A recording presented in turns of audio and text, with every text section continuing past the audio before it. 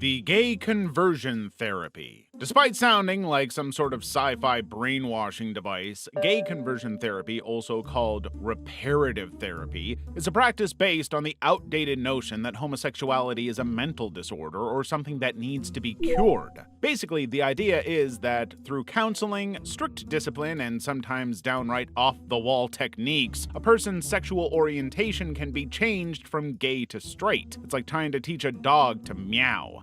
Doesn't matter how many times you say meow or what fancy treat you use, chances are you're just gonna confuse the dog. You may probably be wondering why anyone would even think this was a real thing, but then the truth is that being gay wasn't widely accepted for a long time, so people who were struggling to fit in looked for any possible cure. Well, thankfully, almost every major health and psychological organization today, like the American Psychological Association and the World Health Organization, strongly opposes conversion therapy and agree that being gay isn't a mental illness, so there's nothing to fix. Also, the people who experience these therapies often report feelings of shame, depression, anxiety, and a whole buffet of negative emotion. Sometimes it even leads to self-harm or suicidal thoughts. Think of it like trying to force a round peg into a square hole. You're just gonna damage the peg, the hole, and probably give yourself a headache in the process. Fortunately, science has progressed, and so has our understanding of human sexuality, and people are finally starting to see that your orientation isn't a switch. So you can't just flip from gay to straight like you're changing the channel on TV. That's not how people's identities work. People are who they are. Behaviorism. Rejecting free will. Let's imagine you're sitting on your comfy couch wearing bunny slippers and binge-watching your favorite show when you suddenly hear a knock on the door. And your pizza delivery has arrived. Now, pause the show and think, did you decide of your own free will to order that cheesy, saucy, heavenly pizza? Or were you just a product of your environment? Maybe you were hungry, saw a pizza ad, smelled pizza from the neighbor's place, and suddenly you just had to order pizza. This mysterious question about whether you truly call the shots or if your environment is pulling your strings has baffled psychologists for ages. Well, this is where behaviorism comes in, and it's a school of psychology that all behaviors are acquired through conditioning, and conditioning only happens when you interact with your environment. Essentially, your environment is the puppet master, and you only do what you do because you've been trained. John B. Watson, the father of behaviorism, basically claimed babies are blank slates and can be molded into anything from an accountant, a lawyer, to a champion pizza eater, just by manipulating their environment. And then B.F. Skinner popularized the idea that reinforcements and punishments shape behavior. For instance, picture a lab rat trying to get cheese by pressing a lever. Now, if it gets cheese, that's positive reinforcement, but if it presses and gets a mild electric shock, instead, that's punishment, and chances are it probably won't press the lever again. Now substitute rat with human and cheese with experiences, and you've got the gist. If you get lots of Instagram likes when you post pictures of your dinner, you'd probably just keep posting those dinner pictures for the foreseeable future. Cognitive dissonance theory. So your New Year's resolution for 2025 was to get in the best shape. And because of this, you finally bought the super expensive treadmill that practically does backflips. You're pumped to get in shape and justify its price tag to your friends by boasting that you would run 10 miles a day. But then, the minute the treadmill arrives, you shove it in the darkest corner of your garage where it gathers an impressive layer of dust. Now, you see that uneasy feeling you get for not doing what you said you'd do is exactly what cognitive dissonance theory is all about. It might sound like fancy psychological jargon, but at its core, it's basically the awkward mental disco you do when your thoughts and actions don't sync up, like realizing you just ate an entire pizza after telling everyone you're on a diet. You see, our brains like to keep everything tidy, like a Pinterest-worthy living room with color-coordinated throw pillows. When we notice a mismatch, our mind does everything it can to hide that mismatch or spin it so we don't feel guilty. The entire idea started with psychologist Leon Festinger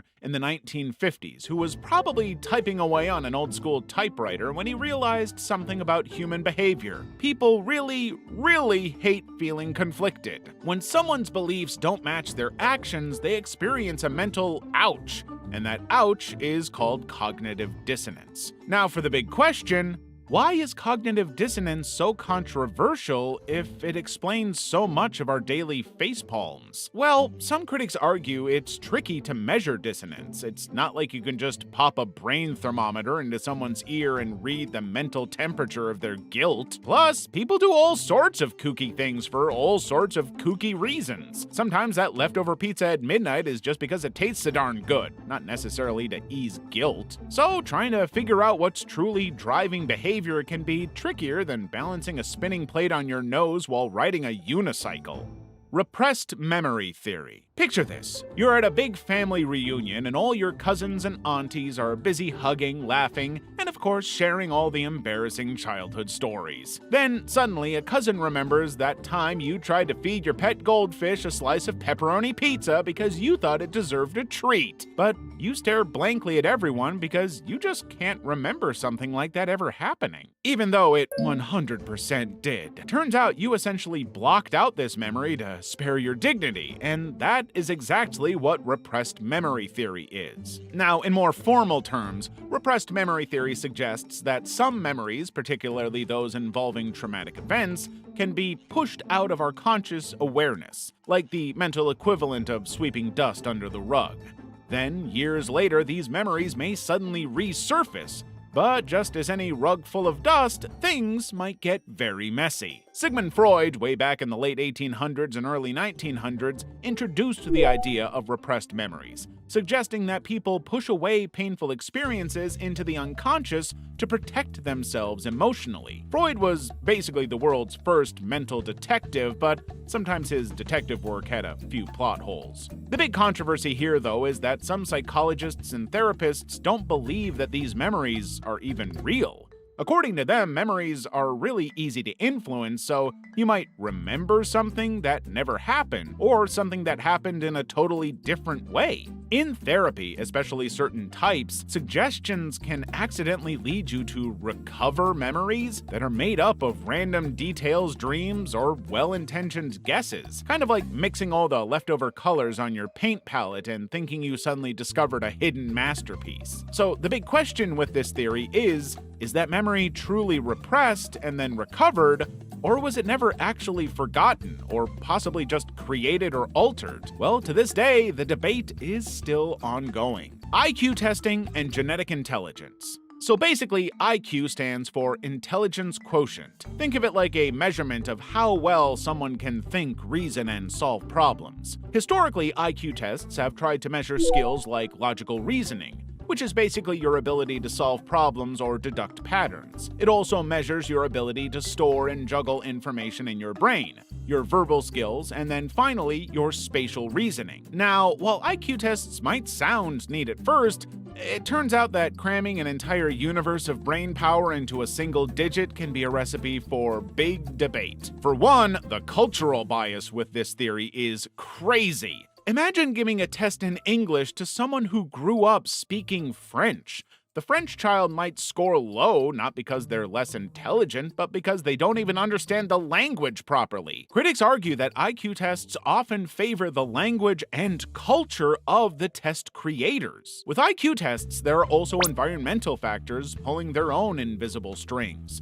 You see, people don't hatch from eggs with identical life experiences, so things like access to education, nutrition, and whether you have more siblings than you can count on both hands all impact how you score. Some children have tutors, some have Netflix marathons, and some have neither. So it's a bit unfair to claim the results of IQ tests are purely about some innate intelligence. Plus, if someone is labeled low IQ early in life, they might end up stuck with that label, which can affect their self-confidence and opportunities. Conversely, if you're the genius of your class, teachers might expect more from you, sometimes too much, which would lead to too much pressure. See the problem now? Evolutionary psychology. If you lived as a caveman in prehistoric times, your basic to-do list would be to hunt, try to stay alive, and avoid the 101 things trying to kill you, and will provide shelter and safety for your family. Now, while these ideas might seem like they just come naturally to you, the truth is that behind the scenes, your brain is being guided by a million years of evolutionary pressures. Sure, it might not feel like it, but evolutionary psychology suggests that many of your behaviors, like hunting, finding a mate, and bonding with your family, are shaped by ancient survival instincts. Now imagine the same brain with a few updates navigating modern life, logging into social media, swiping on dating apps, or deciding whether to order pizza or kale salad. The whole idea behind evolutionary psychology is that somewhere in that modern noggin, deep-coded instincts from your ancestors might still be pulling some strings. It is basically the idea that your thoughts, feelings, and behaviors have been influenced by natural selection, like your Uncle Bob, who always claims he has the biggest brain because it runs in the family. EP researchers believe that just as our bodies evolved to help us run faster or see better, our minds evolved to help us navigate life's challenges. Now, this whole theory makes sense, right? Well, not according to some critics who point out that it might oversimplify the complexities of human behavior. You see, EP often tries to explain modern quirks based on survival advantages from thousands of years ago, but critics argue that we can't always prove these. To them, humans have culture, language, and technology which has equally drastically shaped our lives in ways evolutionary theory alone might not fully capture. Controversy over multiple personality disorder, DID. So let's say you're binge watching a show on a streaming platform and each episode seems to feature a new main character played by the same actor. One day they're a shy librarian, the next day they're an extreme sports daredevil. The day after that they speak with a French accent and demand freshly baked croissants. Now you might think that's some serious acting range, but in the world of psychology this phenomenon is known as dissociative identity disorder, DID, formerly called multiple personality disorder. It's like having different characters living within the same mind, each with its own quirks, memories, and sometimes even physical mannerisms. But just like that mind-boggling TV series, DID has garnered plenty of critical views and controversies, making it as hotly debated as pineapple on pizza. DID was first recognized in the late 19th century, and for a long time has been a topic of serious discourse for some people. Basically, some mental health professionals firmly believe DID is a legitimate condition caused by severe trauma, often in early childhood, that can cause the mind to split into different identities to cope with the pain. Others argue that DID might be overdiagnosed, underdiagnosed, or even misdiagnosed, claiming that some clinicians might encourage the creation of multiple personalities in vulnerable patients without realizing it. It's like someone handing you a set of costumes and telling you, pick your favorite persona. Plus, in rare cases, people with DID have been involved in legal trials. You can just imagine the courtroom drama. Your Honor, I wasn't the one who stole the car. It was my other personality. This raises questions about responsibility, accountability, and the reliability of testimony. Talk about a plot twist worthy of a crime novel. Polygraph testing, lie detection science. Let's say you've just eaten the last piece of chocolate cake in the fridge, a piece you promised you'd save for your best friend. And just as the empty plate stares back at you with accusatory crumbs, your friend suddenly comes in and demands to know if you see her cake. As your heart races and your breathing gets shaky, she hauls out a polygraph machine to see if you're lying. Think of a polygraph like that neighbor who always snoops on you from behind the curtains, constantly trying to watch your every move and see if you're up to no good. You see, a polygraph machine measures several physiological signals like heart rate, breathing rate, and skin conductivity, better known as the sweaty palm test. The idea is that when people lie, they get nervous and might start sweating more or their breathing patterns change. And well, these changes can be detected in our bodies, and it's basically your body going into panic mode. Now, what the polygraph apparatus does is to pick up these signals and print them out in wiggly lines. So if your lines start looking like the crayon scribbles of a toddler after 12 cookies, the polygrapher may suspect you're lying. Now, before you go rushing out to open a truthful teller's kiosk with a polygraph on the front counter, you should probably understand why this theory is still very controversial. First of all, there's the argument of nervousness versus lying. For instance, if you have ever gotten all sweaty and anxious before entering the principal's office, even though you have nothing to hide, then you know that anxiety alone can cause changes in heart rate and sweat levels. A polygraph might interpret that as a sign you're fibbing, when that is in fact not the case. In addition to this, there's the fact that some people are basically human icebergs, and they remain calm under pressure no matter what. Others freak out if the barista spells their name wrong on the coffee cup, and it is literally because these emotional responses vary so widely that it's tough to standardize a single measure for lying. So, while polygraphs can sometimes catch a liar red-handed or red-faced, they aren't foolproof. Think of it this way. The device is more like an emotional alarm than a precise lie detector. If you're a champion poker player who can bluff with a straight face, you might slip under the radar. Conversely, if you're a nervous Nelly who breaks out in a sweat when asked about your favorite ice cream flavor, the machine might brand you a liar, even if all you said was chocolate. Pseudoscience. Picture this. You're scrolling through social media when you stumble upon a spectacularly flashy headline and an ad that claims that by balancing a crystal on your forehead at exactly 3 a.m. while humming a tune only dolphins can hear, you'll banish anxiety forever. Sounds fishy, right? Well, that's exactly the kind of thing we call pseudoscience in psychology. It's the sort of science that wears a lab coat covered in glitter and uses big fancy words but doesn't really hold up under actual scientific scrutiny. You see, real science involves formulating hypotheses, testing them using carefully designed experiments, analyzing the data, and reproducing results. Pseudoscience, on the other hand, can be as rigorous as your cousin's study on how chocolate cures the common cold. This kind of science uses big, fancy-sounding words like quantum, vibration, subliminal, bioharmonizing nanocrystals that are flashy, impressive, and just scientific-sounding enough to make people raise an eyebrow in intrigued confusion.